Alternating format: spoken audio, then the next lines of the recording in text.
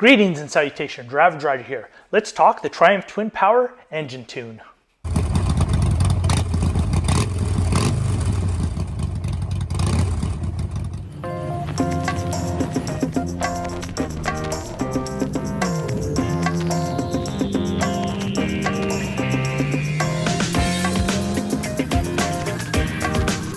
Quite a while ago, I installed the Triumph Twin Power engine tune on my 2014 Triumph Bonneville T100.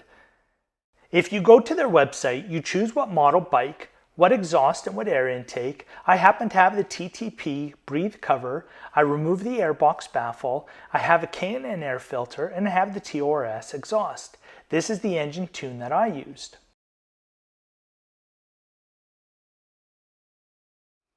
While I can't show you installing the engine tune for the first time, I can show you how it hooks up to the computer and what the benefits are after you've installed the engine tune. Let's get into it.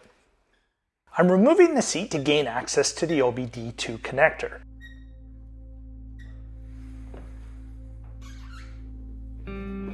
With the seat removed, the connector is tucked in nicely right here. And here's the ODB2 to USB connector I purchased from Triumph Twin Power. Once I plugged it in, I have the blue light turn on showing me that it sees it. I tuck the cable in and put the seat back on. For best results, I need to go for a ride so I can check the engine while it's warm. I figured this was better than coming back from the ride and having the engine cool off while I remove the seat. I zip tie the cable out of the way and I'm ready to ride.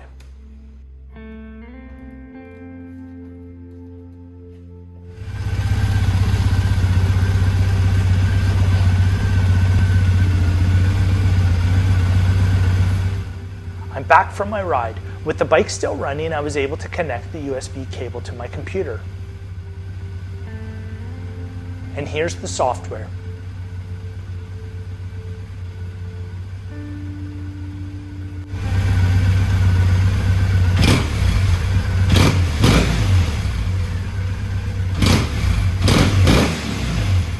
As you can see, it shows data in real time. It shows me the battery voltage, the throttle position sensor voltage, the throttle position sensor percentage, the RPMs and the speed are right here in the center. Over here is the pressure inside each cylinder. These are supposed to be within a value of 10 of each other. And finally, here's the engine temperature. As I mentioned before, I don't want to go through the process of installing the tune again, but here's a little peek at the software. This welcome screen gives you the simple instructions.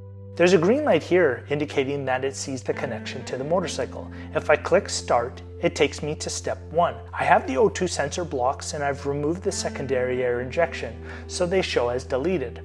I'm going to stop here, but I can also recall another step where you're able to increase the rev limiter.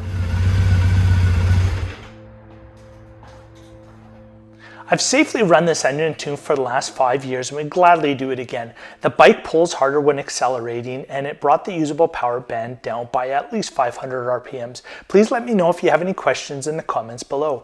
Well, that's it for this one. Thanks so much for watching. Please like and subscribe and we'll see you in the next one.